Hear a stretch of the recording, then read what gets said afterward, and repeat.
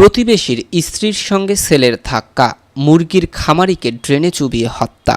বগুড়া শহরে ঈদের রাতে চোরা খুনের সুরাহা না হতেই তুচ্ছ ঘটনায় ইউনুস আলী নামে এক মুরগির খামারিকে ড্রেনে চুবিয়ে হত্যা করা হয়েছে। শনিবার রাতের সদর উপজেলার শেকেরকোলা ইউনিয়নে বালাকৈগাড়ি গ্রামে এই ঘটনাটি ঘটে। এই হত্যাকাণ্ডে জড়িত সন্দেহে একজনকে আটক করা হয়েছে। সদর থানার পরিদর্শক শাহিনুজ্জামান শাহিন এই তথ্য দিয়েছে।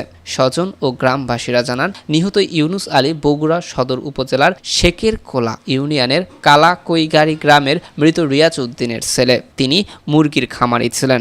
শাহিন নামে তার এক মানসিক অসুস্থ ছেলে রয়েছে। গত বৃহস্পতিবার গ্রামের রাস্তায় প্রতিবেশী ওহাব আলীর স্ত্রীর সঙ্গে শাহিনের ধাক্কা লাগে। বাড়ি ফিরে ওই নারী তার শরীরে হাত দেওয়া হয়েছে বলে স্বামী ওহাব আলীর কাছে অভিযোগ করেন। এই ঘটনাকে কেন্দ্র করে শনিবার বিকেলে ওহাব আলী ও তার লোকজন শাহিনকে মারধর করেন। এই ঘটনায় সন্ধ্যার পর ইউনুস আলী ও তার অপর ছেলে গোলাম রসুল প্রতিবাদ করতে যান। তখন তাদের মারপিট করে আটকে রাখা হয়। রাত ৯টার দিকে ওহাব আলী ও তার লোকজন ইউনুস আলীকে মারধরের পর পা দিয়ে মাথার ড্রেনের কাদার মধ্যে চেপে ধরে চুবিয়ে হত্যা করে। এ সময় কেউ তাকে বাঁচাতে এগিয়ে আসেনি। প্রকাশ্য এই হত্যাকাণ্ডের পরপরই ওহাব আলী ও তার পরিবারের সদস্যরা পালিয়ে যায়। সদর থানা পুলিশ এসে ইউনুস আলীর মরদেহ উদ্ধার করে বগুড়া শহীদ জিয়াউর রহমান মেডিকেল কলেজ হাসপাতালে মর্গে পাঠায়। এছাড়া হত্যায় জড়িত সন্দেহে ওহাব আলীর চাচা নফেলকে আটক করা হয়েছে। বগুড়া সদর থানার মহাপরিদর্শক শাহিনুজ্জামান শাহিন জানান,